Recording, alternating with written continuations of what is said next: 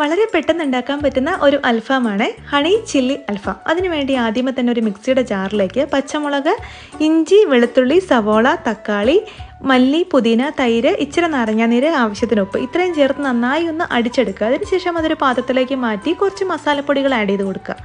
മഞ്ഞൾപ്പൊടി, മുളക് പൊടി, മല്ലിപ്പൊടി, ഗരം മസാല ഇത്രയും ആഡ് ചെയ്ത് നന്നായി ഒന്ന് മിക്സ് ചെയ്യുക. അതിനുശേഷം അത് ചിക്കനിൽ നന്നായി ഒന്ന് തേച്ച് പിടിപ്പിക്കുക. ഒരു 15 മിനിറ്റ്സ് ഫ്രിഡ്ജിൽ റെസ്റ്റ് ചെയ്യാൻ വയ്ക്കുക.